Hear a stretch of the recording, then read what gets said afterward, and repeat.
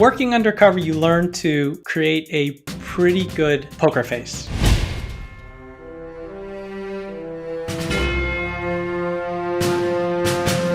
Welcome to Mindset Lessons from the Field. I'm Gina Casazza, the author of the upcoming memoir, Training with the SEAL. Today's guest is a former FBI operative, cybersecurity expert, attorney, and the founder of the Georgetown Group and Next Ashore AI. He's best known for bringing down Robert Hanssen, a notorious Russian mole within the FBI.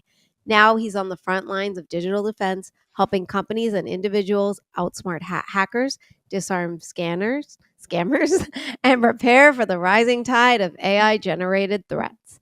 His new book, Spies, Lies, and Cybercrimes, is officially out. It is in the bio, so make sure you check that out if you are loving this episode, because I'm really excited to talk to him and dive into it all. So without further introduction, ladies and gentlemen, Eric O'Neill. Eric, thank you so much for being on the show. Gina, it's great to be on Mindset. I appreciate you having me. Of course. I really want to dive in. I have so many questions with everything that you have done within your career and where you're going and all that stuff. But I want to just start with how we ended up at the FBI. Sure. Well, I applied. Originally, I think the entire focus of my life, because my father was a Naval Academy grad and a Navy officer. He was a submariner. And so was his father and his father, right? So I come from a long line, was to go to the Naval Academy. Mm-hmm. And I didn't. You know, that's a longer story. You can read my first book, Gray Day, and I spent a chapter explaining it. But I ended up not going. I ended up graduating from Auburn University with a degree in psychology and political science, which meant, hey, I had to figure out what to do next. And I applied, not just to the FBI, but to the DEA and the NSA and the CIA and the Secret Service and virtually every one of those alphabet agencies that would allow me to gain critical skills that I knew I wouldn't find anywhere else, but also serve my country. I think I felt a little bad that I didn't go into the military, and that was my way of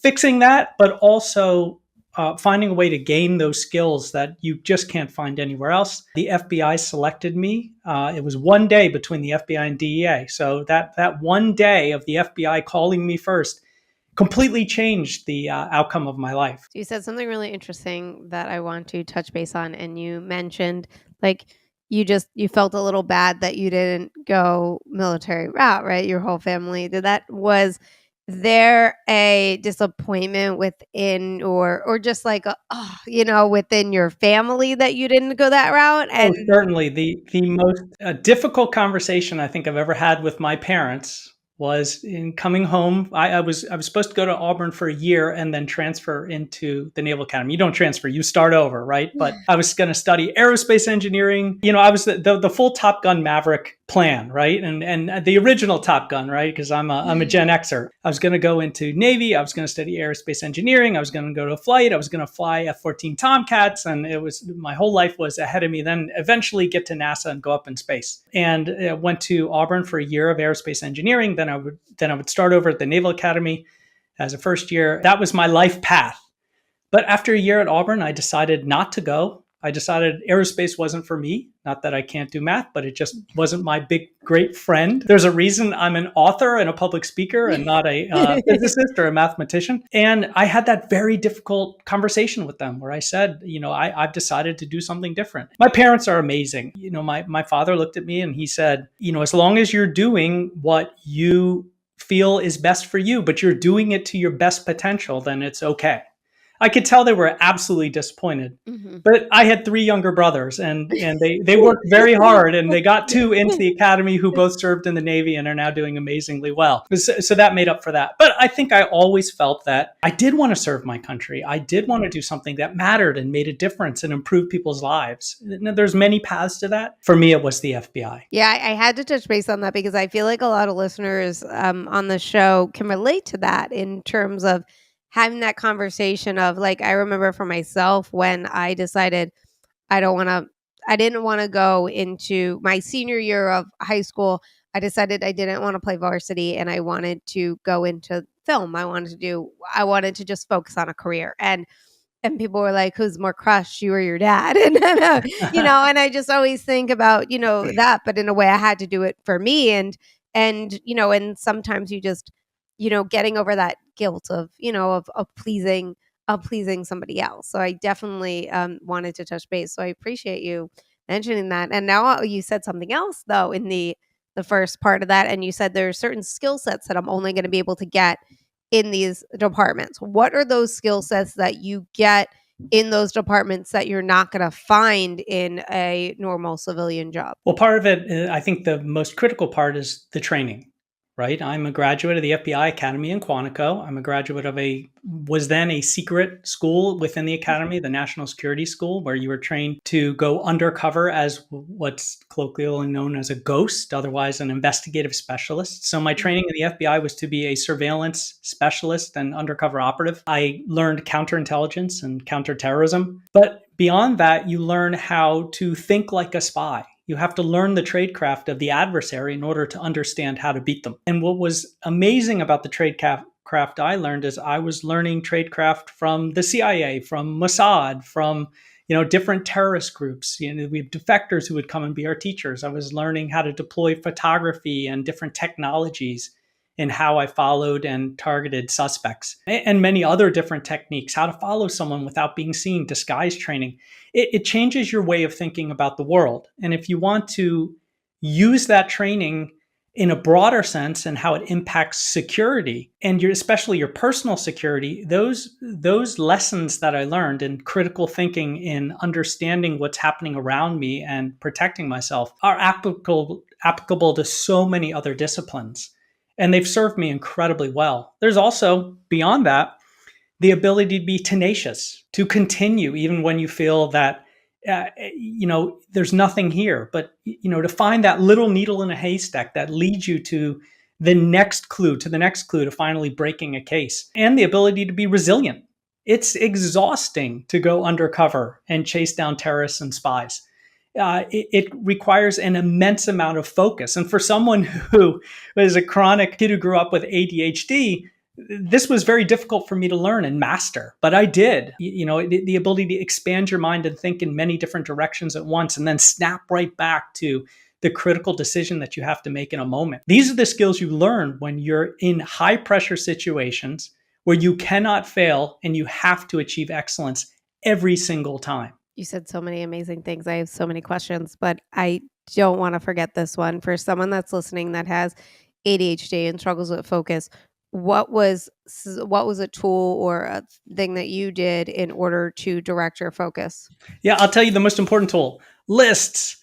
I make lists every single morning. The first thing that I do is I sit down and I make a broad list of all the things I want to achieve. And then from that list, I list out in order the things that I can achieve that day and I'm going to do. The problem with ADHD has nothing to do with the attention deficit is a bad way of describing it. It's more that you can get distracted or hyper focused on one task to the detriment of all others. Mm-hmm. And if you set up your tasks in a way where you have the easiest ones to achieve first and knock those out, it gives you that push to go to the next and go to the next. Mm-hmm. And then suddenly you're done. Mm-hmm. And it's amazing. So when you can expand your mind in that, and that crazy ability to hyper focus into knocking tasks out and moving to a broader end result, it's amazing how powerful it can be. One thing that ADHD gives you, I think of it as not a negative, but actually an incredible positive, is this ability to think in many different directions. And when you can master it,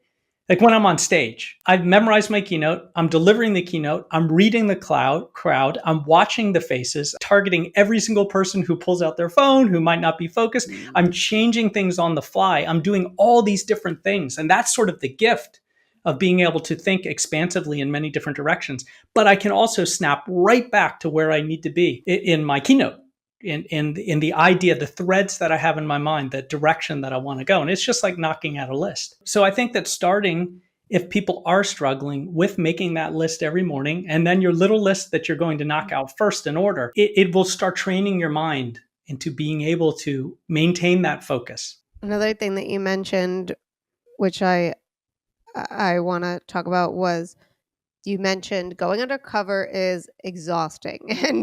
And what I want to know too is like, and I want to equate this to civilian life in terms of like, for myself, I went into the film industry, and you have this goal, like you mentioned earlier, you had this plan for yourself, right?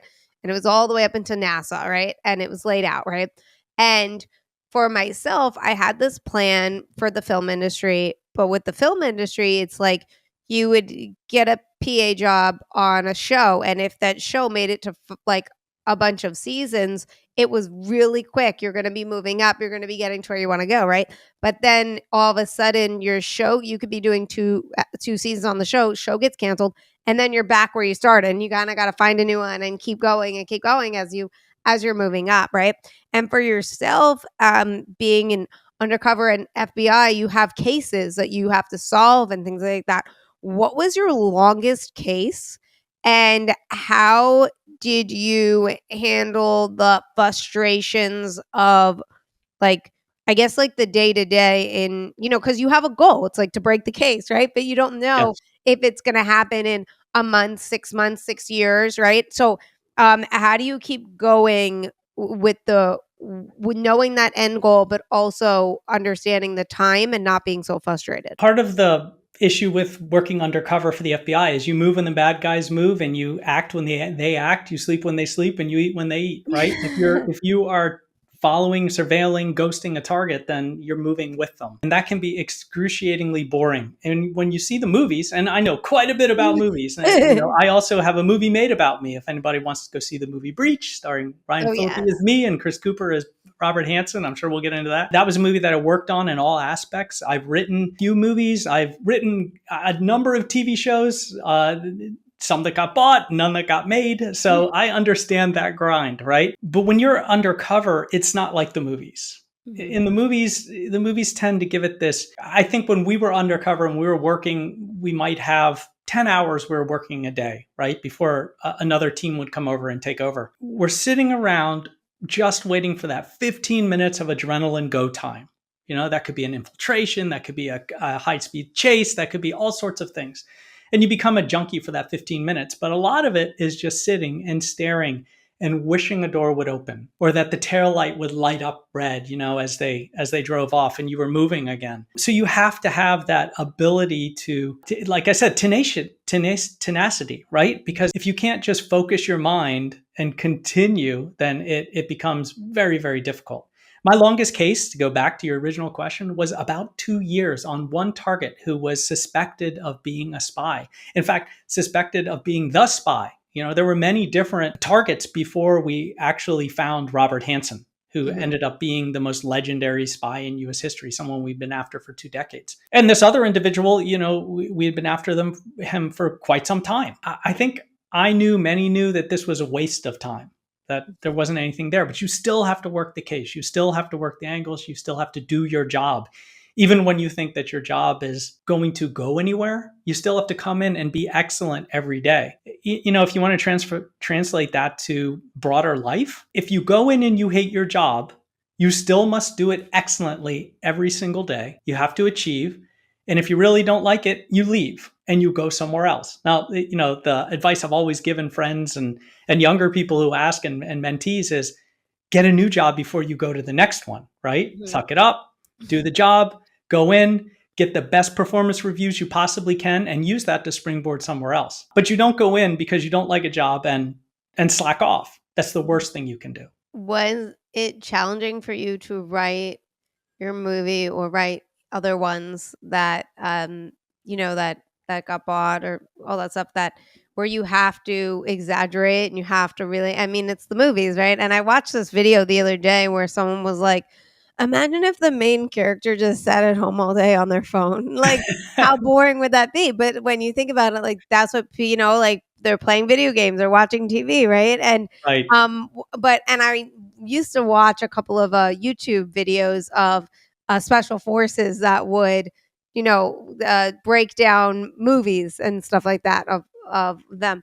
So, is it challenging for you to be like, this isn't what it really is, but we got to make it entertaining? Or do you, like, try and make it as realistic as possible while, how does it work for you? When I worked with Adam and Bill on Breach, who are the original writers of Breach, they sat me down and said, Adam Mazer and Bill Rocco, they sat me down and said, look, this is a Hollywood movie. So you're going to understand we're not doing a documentary. we're going to make something that's going to sell, that people are going to come in and take tickets, and we can't have you sitting in a car watching somebody all day, right?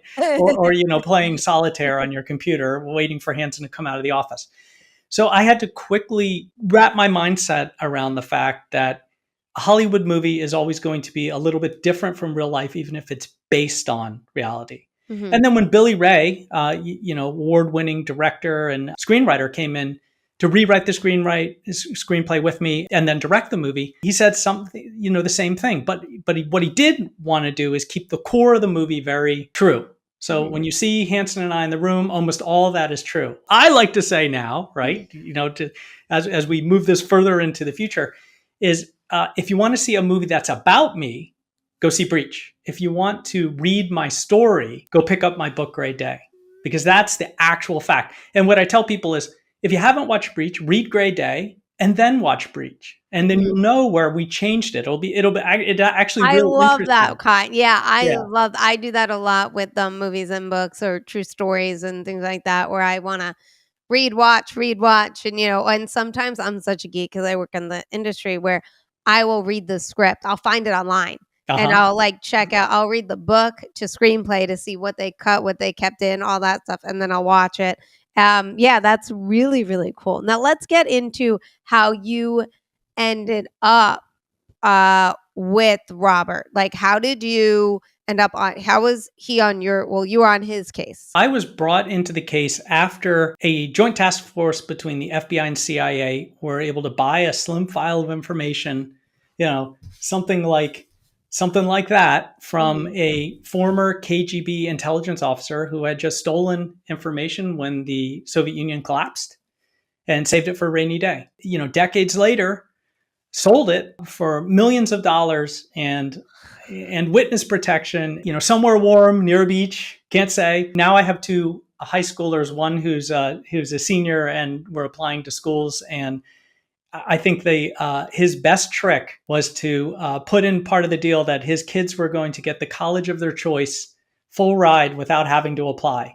I think that's worth more than the millions. And he's gone, right? And so they open this file of information and they run prints on a trash bag. They listen to a cassette tape, one of Hansen's biggest mistakes. They read the letters and do some text analysis, and they realize, oh my God, it's Robert Hanssen. Now, hearts fell in that little room of special agents who received the information, because Robert Hanssen wasn't just the top Soviet analyst in the FBI, someone who was supposed to find the spies. He was a spy hunter. He was also one of the individuals that at certain points during the case, they had asked to find the spy. That's a roundabout way of saying they had asked Hanssen to find himself. They brought him in and said, hey, you're the top analyst. Who do you think the spy could be? And he set the FBI on these hundreds of people, wild goose chase. So they were never close to him, and probably laughed as he collected his money and dropped his secrets over all those years. And he spied for 2 decades, 22 years. I was brought in right after that in December. The FBI desperately needed to catch him red-handed. They had enough probably to pull a conviction for conspiracy to commit espionage, but that's tricky. And Hanssen was the sort of stoic person who probably would have taken, the deal and served 25 years in prison and never said a word. The critical thing for the FBI was to find out what he'd done and fix it, because he had completely blown holes in counterintelligence. And when the FBI can't perform counterintelligence, when your adversary knows what you're going to do before they do it, counterintelligence being the science of defeating the espionage goals of foreign countries, right? Which could be Russia, it could be China, it could be, and here he was giving the information to Russia, but it could also be various terrorist groups that were learning from Russia back in the day. If you can't learn what he did, you can't fix it. So that was the goal, to get him red-handed, committing espionage, put the death penalty over his head, and then say either work with us or we're going to execute you. And that's what we were able to achieve. But it was a long, drawn out and very difficult undercover operation. Now, why'd they pick me to go undercover in the most You read my mind. the unique case that the FBI had ever run? They literally gave him his dream job and a new section that they built just for him. Hanssen was a hacker. One of the things that made him so successful as a spy was he was exploiting computer systems at the FBI and other agencies that were never built to defend from someone that was on the inside. In the FBI, we call a mole, and what we call today a trusted insider. He was the prototypical trusted insider, stealing information from computer systems and literally saving them on floppy disks way back in the day, and then dropping them under a footbridge where a Russian intelligence officer would go pick it up. Technology is very different today. In my book, Spies, Lies, and Cybercrime, I talk about that evolution. But if you go back to Hanssen, he was really our first big cyber spy. They gave him his dream job. They put him in charge of building cybersecurity for the FBI. Essentially, they said, hey, you know so much about computer systems. You're the guy who can come in and fix it. We're going to give you access to everything. And that really pulled on his hubris, his pride, his sense of narcissism, and also thinking, wow, I'm going to have access to more computer systems than I've ever had. I can go crazy as a spy. And then the FBI looked around for the one person who could go undercover, a trained FBI agent who knew how to do what's called an elicitation, kind of like you and I, Gina, having a conversation. And my goal is to just have a conversation with you and you feel really comfortable. And hey, Eric's a great guy. We had this great talk, but I've learned so many things from you and you don't realize I've learned it because I'm cueing you, because I'm seeking information, because I'm digging here, but then I'm using other conversations to detract from that. And you have no idea that I've just learned a massive amount when you just think I had a great conversation. So looking for the FBI agents who are trained to do that and go undercover, but also turn on a computer and be able to sell the job of building cybersecurity for the FBI. And they couldn't find a single one. So they went deeper into the then very little known group of FBI operatives called ghosts. I had written a program that did target analysis. I won't go too deep into it. But what it did is essentially track targets by saying, if this Russian has been near this sign, and we've seen him for the past 3 years at around the same date, if next year we look at the same date, he might be there and we know that he's operating. And it worked. Target analysis over time, predicting a model into the future. That gave me notoriety in the FBI because when you buck the system and do something different, right, it's not always the greatest thing. But it was enough to say, well, this Eric O'Neill guy, kind of a maverick, knows how to turn a computer on. He's been running Spies for years. Let's just throw him in there, even though he's not trained to do this face-to-face job, and hope he comes out all right because we have no other option. And that's how I got on the case. So I was thrown in without any specific training to do this. And if you want to go back to your theme of mindset, it takes a very rigid mindset and a constant telling yourself that you need to be confident, that you need to be assured, even when everything is completely stacked against you. And it was. Hanssen was better at this than me. And going into this, he had to suspect that this was a undercover investigation to catch him. He had to suspect that. He was the master spy. But his only point to decide whether he was in trouble was me. So he just mercilessly attacked that point. My number one job really wasn't catch the spy. It was don't screw up. Because if I did, it would be game over. He would know that I was there to try to catch him. I was there to hunt him.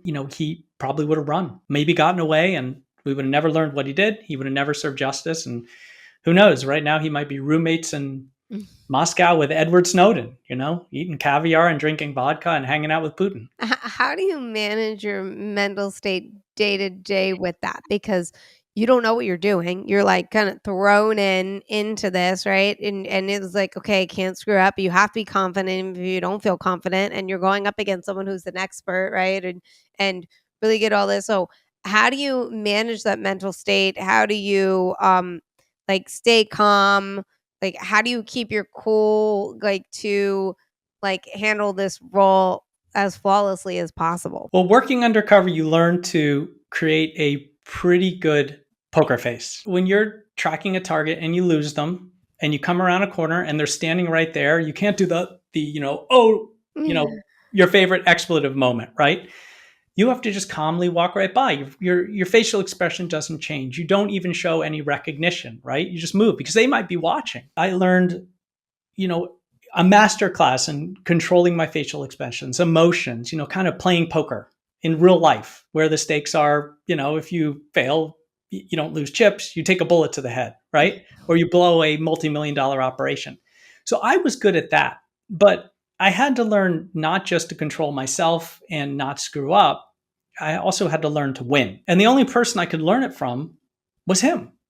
And I realized that Hanssen really wanted to be in a position of mentor-mentee.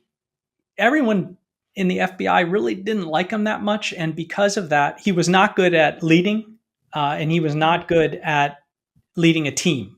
And so he was very often shuffled into these analysis roles where he was very adept at that, but he was never leading a team. And it was clear that he wanted someone who he could mold, who he could shape, who he could see in his image. And the FBI was incredibly clever in picking me as well. I was in law school at the time, going to George Washington University in DC every night. And his oldest son was in law school. We both came from Navy families. His father had served.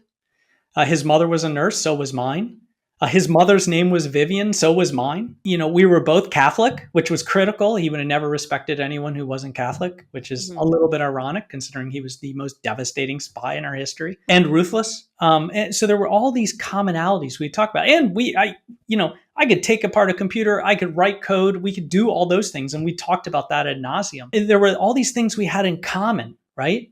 And if you kind of think of him as my nemesis, it's strange that we were very alike in many ways. If you strip out, the narcissism and the evil and the espionage that he was doing, we were sort of flip sides of the same coin. And that meant that we had things we could talk about, but it also made him feel comfortable in this is someone I can shape and mold and mentor. And I realized, okay, let him do that because I can learn from him. And slowly I started learning what he was doing in his questioning me and started turning it back on him. It turned out I'm just clever at this. Some people find hidden skills because you're thrown into a crucible and as it's heated and the pressure is applied and it's heated, the pressure applied, either you explode or collapse or you get hardened and you succeed. And it's those moments you really learn those skills that you wouldn't learn anywhere else. Maybe they can't even be taught. It's just something that's in you. And I learned it.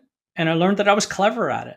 And I beat him at it at the end of the day. Being that you had so much in common and you guys talked a lot and you learned from him and all that stuff, aside from who he was, do you think you would have gotten along had he just been a normal coworker?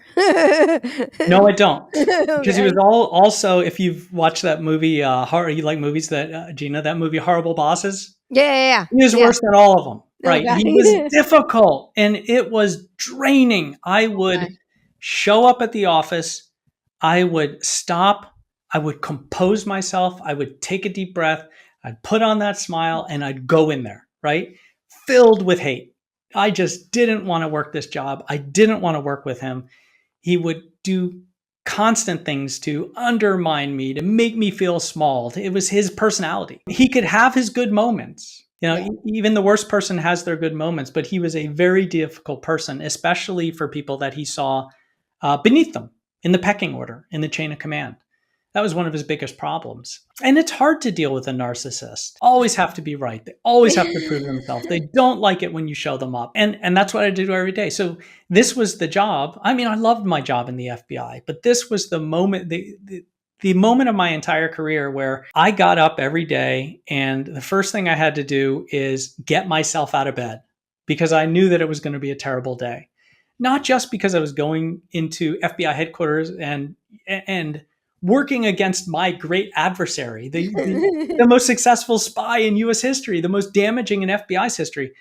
I would have to do that and then go to law school and sit through 2 or 3 hours of classes and then get home and keep my wife happy somehow, right? Because I was newly married. I had only been married 3 months by the time I got asked to do this case. Wow. And I couldn't tell her I was working undercover on a case. And she didn't even know what I did in the FBI. When did she find out? After he was arrested. Well, so 2 years.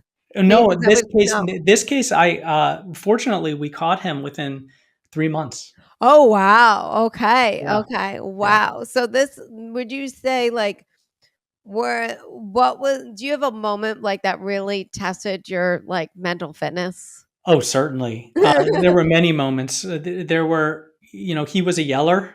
And he could, in my book, In Gray Day, I talk about kind of the scale of epithets. He would call me like an idiot, and then it would move to moron. And then if he called you an imbecile, you knew you were really on his bad side, right? That was very difficult. There was a moment in a parking lot where I was supposed to get him away from his car for a certain period of time. And so that the FBI could search it. and I'd reserved this big SUV. And when we went down there, it wasn't there. Just operational mistake. The ops guy, who's a very good friend, he says, I just didn't find it. I said, you didn't have it there. We've argued over that for years. And I love him, Rich Garcia. Who knows who's right or wrong? It's probably me because I can't see Rich ever making a mistake. But I couldn't find the car. Let's just say that. Or it wasn't there. I don't know. You can go for me or Rich in that case. But either way, I thought it was going to be in this space. It wasn't in that space. And he says, we'll just take my car, which is literally the worst thing that could happen because this whole FBI team is ready to search his car. So I had to get him away from headquarters with his plan to go to the Defense Intelligence Agency. And, we're going to go tour their information assurance section and learn about them. And his car's not there. And he says, we'll take my car. Well, I had another task that I was supposed to do, which was make him angry to see how he reacts. Now, Hanssen had a legendary temper in the FBI to the point where there's an administrative assistant who had sued the FBI because she stood up to Hanssen and he grabbed her and threw her to the ground so violently she tore her elbow. And then, of course, the FBI, being the FBI, back in the old days, denied it. And, so that's a whole nother story. But, I was thinking of that. I was thinking of that story as I was thinking, well, I've completely blown this operation. I've always thought in my mind, and it's one of the advice that I always give, you have to find some little bit of success in every failure. Otherwise, it's just a failure. And if you can find some success, it's not really a failure. So you just find it, even if it's just a little nugget, right, in an entire river. And so here, I'd failed. We weren't going to be able to search that car because he was insisting we take his. But I could still make him angry. And I did. I made him really angry. I told him, there's no way that we're showing up at the DIA in your ugly, 1980s beat up silver Ford Taurus. How freaking embarrassing. And in seconds, he was on me and grabbed me by my lapels and lifted me up off my feet. Like in a good pair of shoes, I'm 5'11". Hanssen was like 6'3", 4". Really tall. And he's spitting mad, yelling in my face. And I realized, okay, made him angry. Now we know that he's irrational, that he, if you challenge him, if you embarrass him, he doesn't act like normal people, right? Because you don't put hands on somebody in a normal work, in an office environment, right? You don't do it in the FBI either. You get reported for that. And my first thought was, I've been a martial artist since I was 5. I know a lot of different judo throws, and I was going to do one that planted his head in the ground. But you can't do that because then the case is over. I've killed the guy. I just kind of put my hands up in a very defensive motion. With a wild animal, it's always a good thing to do, and placated him and said, no, it's not about your car. You misunderstand me. It's about you and showing up in a big black SUV with me driving because you're so important, because we have to show how critical you are as an executive in the FBI to these guys at the DIA. And he bought it and he went with it. He said, okay, Eric, but we'll take my car. So, failed that day and that task, but analysts who were doing the psych profile had a wealth of information to use. And that became part of the arrest plan for how they were going to do it, because they were afraid that when they made the arrest, maybe he comes out shooting. He has nothing to lose. Yeah. Wow. That is that's an interesting one. I want to, as we're at the halfway point of the show, I want to segue because your new book came out, Spies, Lies, and Cybercrime. And, you said that cybercrime, I believe, third largest economy in the world or something, cybercrime. Yeah. So if you look at the dark web, right? So I take a very early chapter and I analyze this. One of the biggest pushes to this massive growth in cybercrime, and it's everywhere. If you look at your phone and you look at your text, you're going to see an attack. If you go through your email, you're going to see dozens. Now, cyber criminals are using call centers in the dark web where they're calling and they're pretending to be the IRS or they're pretending to be your bank and they're fooling you that way. They're using traditional espionage methods of deception, old school espionage techniques in order to fool us, to trick us, to use confidence schemes and impersonation schemes. They're using AI. They're using all these ways to steal from us and steal from us in a way where we're just handing the information over. And all of that grows the dark web. So I spend a good amount of time in my book explaining exactly what the dark web is in ways that you could read, anyone could read, and completely understand, and then go to a cocktail party and sound incredibly cool because you can, in 5 minutes, explain what the dark web is. But it's a system of network computers that exist all over the world. Some legitimate computers have part of them partitioned, part of their space is being used for the dark web. And there's even pirate islands that have these computers. It's very difficult for law enforcement to understand where the computers are and who's using them. There's great anonymous sourcing in the dark web. Right now, just cybercrime, because the dark web is the clearinghouse, the evil marketplace for everything. Think of it like the most evil eBay on earth. There's marketplaces for guns. There's marketplaces for drugs. It's the biggest drug trade on earth. It's the biggest trade for human trafficking. You can literally buy a person on the dark web and they will deliver that person to the hotel of your choice. Mercenaries, for assassins, for all sorts of terrible things. But just cybercrime flowing through the dark web in cryptocurrency is currently over $12 trillion a year. 12 trillion going into the pockets of cyber criminals. By 2026, at its current rate of growth, it will be over $20 trillion. So right now, it's the third largest economy on earth by GDP. It still goes to the US, and then China, then the dark web. It's already bigger, who would be 3 and 4, Japan and Germany put together. And by 2026, if things keep going the way it's going, it may actually eclipse China as the second largest economy on earth. And it's next to impossible to shut down. We'd have to turn the internet off to shut it down. So that's what we're up against. Wow. Oh my gosh. What do you think? Why do you think people aren't taking it seriously? And what do you think the biggest mistake is for individuals or businesses when it comes to cybersecurity? Well, there are a few things. People take it seriously once they're the victim of a breach, but people think of the dark web as this esoteric thing that exists that they can't put their hands on or really understand. Mm-hmm. So part of what I do very early on in the book is demystify it. Okay. You're going to understand it. You're going to understand how it works and how it is used to target you. Because that knowledge is power. What I'm doing, is putting, I'll use your phrase again because it's such a great one. I'm putting my readers in the mindset of an FBI counterintelligence operative. I'm teaching you all the basic tools that I learned at the FBI Academy and in a career going undercover, working against spies and terrorists, so that you have this mindset to stop these old traditional intelligence attacks, which are now being deployed by the best cyber criminals. So they're going to fool you into thinking that you should trust that email or that text. I just got a text yesterday that looked like it came from my bank. And it said, and the text was, here's your QR, here is your multi-factor code to log in. So you get a multi-factor code after you put in your username and password. Then you sometimes get a text to your phone, or you use your applicator app. It's called multi-factor authentication. It's clever because I don't use a text to get in my bank. I use an app on my phone that's much more secure.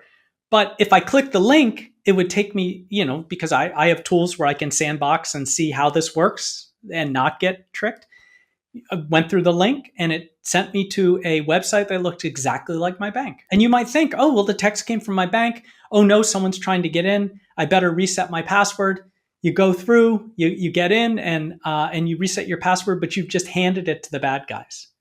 And somewhere on the dark web, some guy is sitting there, or gal, right? Some cyber attacker, just waiting for this to happen. And now they're in your bank account and they take all of it. All of it. They clean you out. It's that simple. But it's using something you might trust, like, oh, my phone. And I got a text and it looks like it came from the right thing. And it gets worse and worse from there, especially with, I go into 2 chapters just in how AI is changing us. Oh, yeah. And then how attackers are using it to use these old, confidence schemes, impersonation schemes, deception in order to completely fool us. And not just us, our children are huge targets for impersonation and then exploitation. And some teens have committed suicide over it. This podcast episode is brought to you by Thrivers Coffee. Podcast guest Nick McKinley's company, Deliver Fund, brings you guys Thrivers Coffee. It is ethically sourced, it's organic, and it supports traffic survivors. That is right. Thrivers Coffee is all about empowering us to making a difference in the fight to end human trafficking. That's why 100% of the proceeds go directly towards their goal of bringing freedom to victims of human trafficking. So if you guys love coffee that is organic, ethically sourced, and tastes absolutely delicious, and want to help to end the fight of human trafficking, check out Nick McKinley's company, Thrivers Coffee. So how do we protect our children? Like, how do we like help them from not, or at least understand what's happening so they can also be aware? One thing, and I'm not to plug it too much, but I'm telling all parents, like, have your kid read the book, or at least read two of the two chapters on exploitation with them.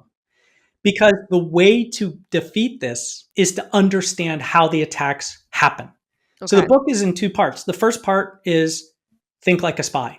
Here's all the ways that cyber criminals are using traditional espionage to fool us. And the second part is act like a spy hunter. And here's how I, as a spy hunter, would defeat them with all I that like knowledge that this you book. just learned in the beginning. And if you, we'll go back to movies because you like them so much. I love movies too, Gina. The Karate Kid, right? Oh yeah, I worked for Ralph Macchio, The so original one, right? So Daniel-san, he's got to paint the fence, and he's got to sand the floor and wax the car, right? yeah. And in doing all that in doing that, he learns how to do an up block, how to do a chop block, right? How to do a wave block.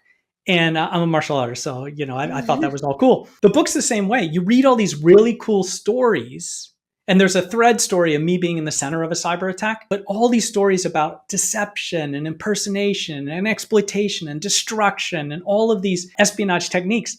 And then by the time you get to act like a spy, you know how to do that block. You know how to do the wave block. You know how to, because you painted the fence, because you've sanded the floor, you understand intrinsically how the spies are operating. You recognize the attack, and then I give you the tools to defeat it. So in that example of your teenager, these attackers mostly play on, say, a teenage boy, and they will find their social media, and they do what's called reconnaissance. They learn about them. They learn who they are. They pull down pictures of their friends. They find out if they have a girlfriend. They find pictures of their parents. We're all online so much right now. Everybody can find out so many things about you. I mean, I run a competitive intelligence company. We always start with social media when we're doing a background on someone. And then after they've gathered all this information, they use a impersonation account, usually a very pretty girl around the same age, that they say, hey, I know this person and this person that we're friends. So-and-so said I should reach out to you in your DMs. Let's chat. And they will chat for hours and flirt and flirt and flirt until finally they send a naked picture. And then they ask the kid to send a naked picture back because fair's fair. And he does. Now they're not talking to the cute girl anymore. They're talking to, in one example that I use, two brothers in Nigeria who scammed over, somewhere like 1,000 kids this way. The next text starts coming back where they're saying, here's a picture of you naked and with a collage of all your family and friends and your girlfriend. And we know all their information. And if you don't pay us, we're going to send this to everyone. And sometimes they can't pay. And in this one case I used in the book, the attackers were actually saying, go kill yourself then. And the young man went into his father's room and got the gun, and his father found him the next morning dead because he was so embarrassed and terrified. So the solution for your kids is recognize it. If you don't know the person, I tell my kids, if you've never touched them before in real life, you have no business texting them online because you don't know who they are. And if this situation ever happens, if you make the mistake, your next step is to come in and tell me right away.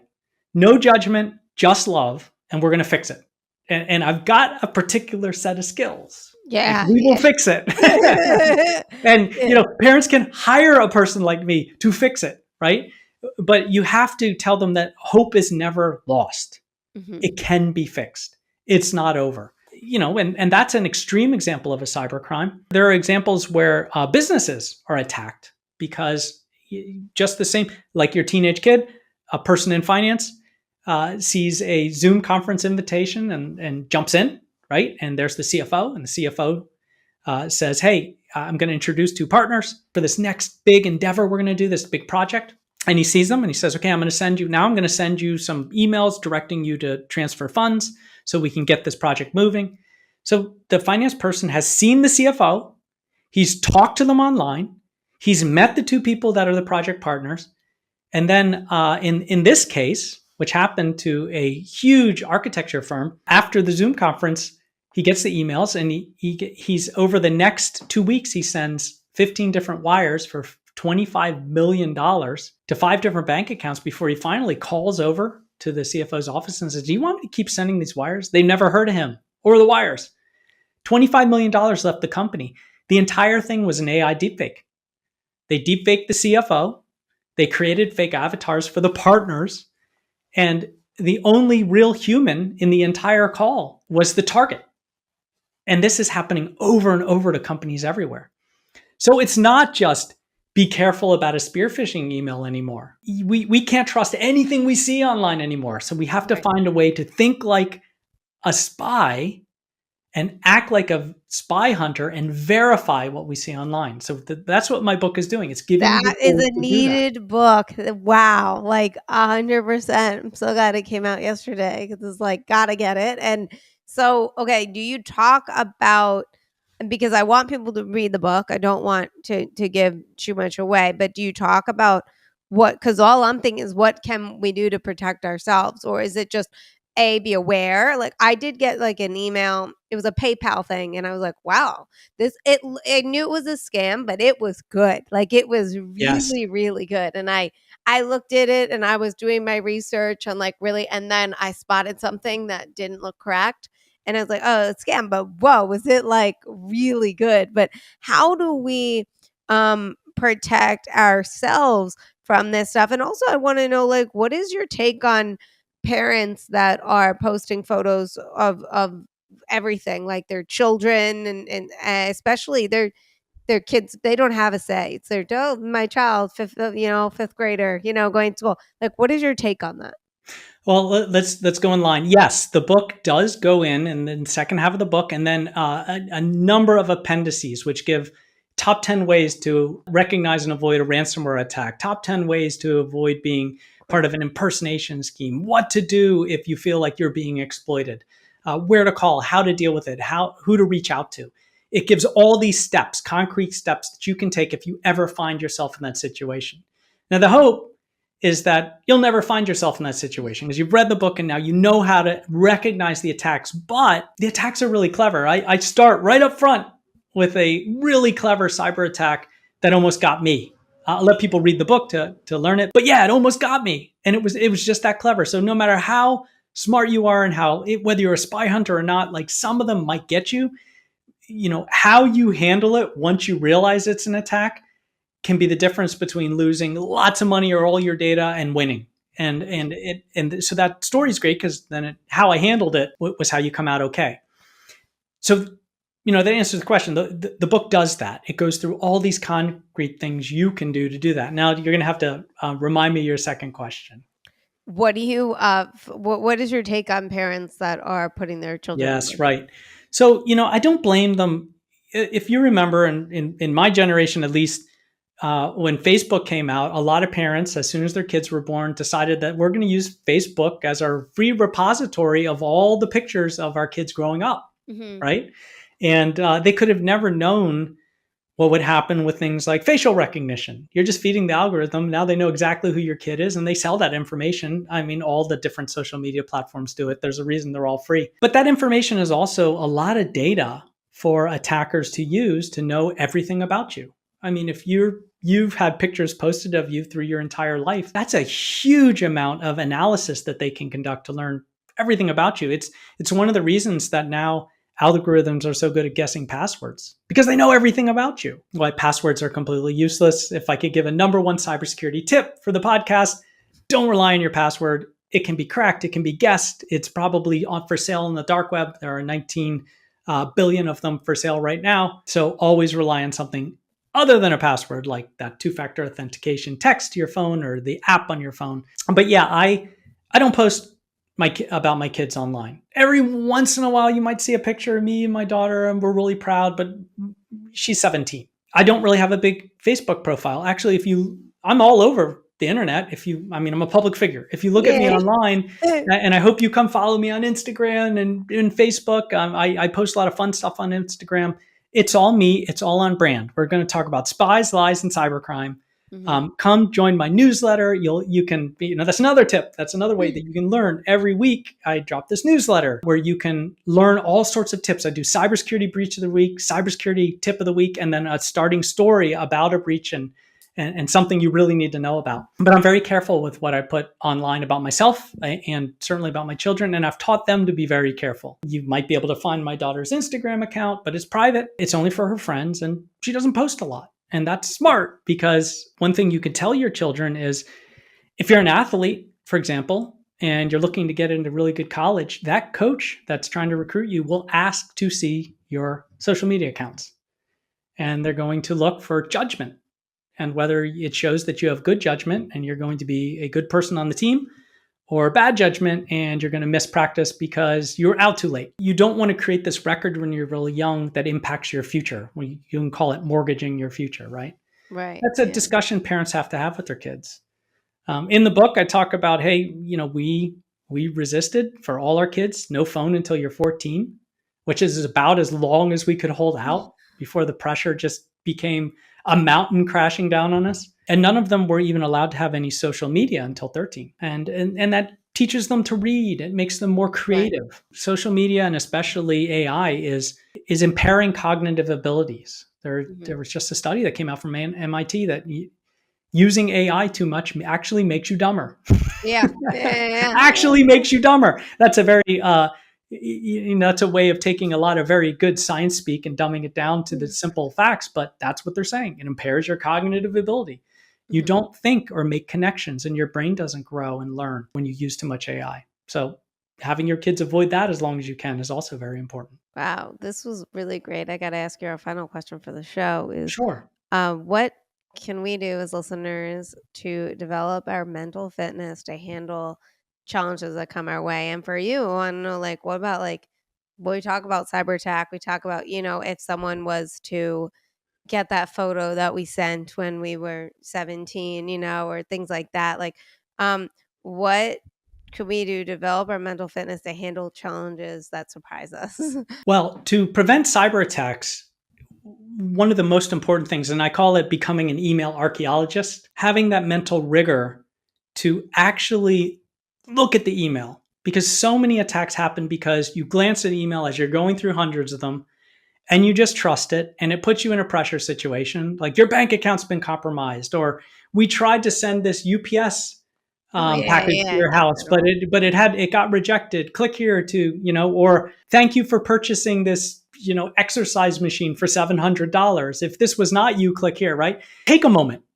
Okay, I didn't purchase this. It's probably a scam. Always think of it as, this is a scam, and now can I find a way to make it true? Always go from the default, I'm being scammed. And the worst thing that could happen if you think that way is you delete the email and it was actually important. They'll reach out to you again. If it's that important, they'll reach out to you again. But don't fall for the scams. I never click through anything in an email anymore, because I go on podcasts like this one, and I'm an author, and I'm a public speaker, and I'm all over the national stage talking about cybersecurity. So all the bad guys want to get me, right? To put that feather in their hat. So no more. I don't click on anything in any of that stuff. With your kids, look, the most important thing you can do is teach them the same skills. If that picture is out there, it's out there. Nothing can ever be removed from the internet. I get asked all the time, hey, how can we remove something from the internet? You can't. If it's exploitation and abuse, right? Sexual exploitation and abuse material, SEAM, then you can get all of the major web crawlers to remove the search engines. But if it's sitting in a dark web kitty pictures for sale site in Belarus, it's going to always be there. The only actual way to make anything disappear, if you've done something embarrassing, right, and you don't want it on the internet and someone can search for it, is to write a ton of stories and information that uses the same SEAO and buries it down to like the 10th page in Google. That's it. And it's really expensive. It takes a lot of time. So kind of the trick there is, don't do the embarrassing thing in the first place. But if you do and it's there, like, move on. It's not going to completely destroy your life. The best thing, of course, is especially with kids, talk to them about this. Make them understand that this will have repercussions in the future. Snapchat doesn't actually disappear, unless you have very specific settings, and then even then, everybody screenshots everything. So right. don't believe that just because you used a platform that says it disappears, it disappears. It doesn't. Always operate from the perspective that everything you send across the internet is there forever and cannot be taken down. And then be smart about what you send. Wow. Thank you so much. Thank you so much for being on the show. You're really great. Definitely going to check out your book. We have it linked in the comment section or the about section. We're also going to have in there all your stuff, so they could just follow you, Instagram, Facebook, all that stuff, because the newsletter sounds fantastic. Definitely we'll be signing up for that for Yeah. sure. Because that sounds great. Who doesn't want tips all the time And about I'll be this? doing giveaways on the newsletter for people who subscribe, and we'll be doing questions. And even the book has a code to crack that sends you to a special website. And look, I've been undercover for a long time, and I've dealt with cryptography, and I just love codes and secrets, and there'll be a lot of fun stuff like that coming. I love that. I love that. Thank you, Eric, for being on the show. You were a real pleasure. And for everyone that's listening, please like, share, comment, subscribe, become a Substack member for extra goodies. And I will see you guys all next Wednesday. Thank you.